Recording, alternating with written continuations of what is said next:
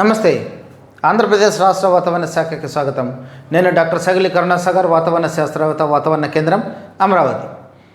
నిన్నటి రోజున పశ్చిమ మధ్య బంగాళాఖాతంలో ఉన్నటువంటి తీవ్ర తుఫాను మొంతా ఉత్తర వాయువ్య దిశగా కదిలి ఆంధ్రప్రదేశ్ తీర ప్రాంతం దగ్గర అనగా కాకినాడకి దక్షిణంగా దాదాపుగా నర్సాపూర్ దగ్గర రాత్రి 11:30 గంటల నుండి 12:30 గంటల మధ్య తీరం దాటడం జరిగింది. ఇది ఉత్తర వాయువ్య దిశగా కదిలి రాత్రి 2:30 గంటలకి తుఫాన్గా బలహీనపడటం జరిగింది.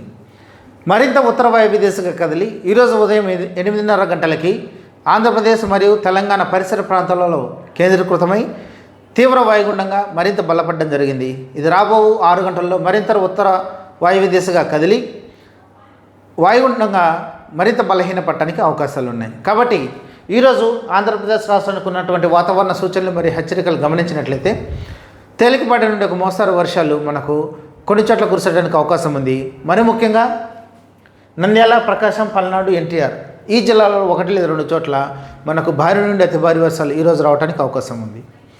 మిగిలినటువంటి జిల్లాలు కర్నూలు, అనంతపురం, వైఎస్ఆర్, కడప, నెల్లూరు, అలాగే గుంటూరు, బాపట్ల, కృష్ణా, ఏలూరు, వెస్ట్ గోదావరి, అల్లూరు సీతారామరాజు, ఆ తర్వాత పైన ఉన్నటువంటి ఉత్తర జిల్లాలలో మనకు 1 లేదా 2 చోట్ల భారీ వర్షం రావడానికి అతి కొద్ది సంభావ్యతోటి అవకాశం ఉంది.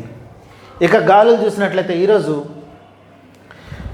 ఈ తుఫాను ట్రాక్ వెంబడి అనగా దాదాపుగా ఈ బాపట్ల నుండి ఎన్టీఆర్, అల్లూరు సీతారామరాజు, కోనసీమ ఈ పరిసర ప్రాంతాలలో మనకు దాదాపుగా గాలులు 50 నుండి 60 కిలోమీటర్ల వేగంతో వీచేదానికి అవకాశం ఉంది.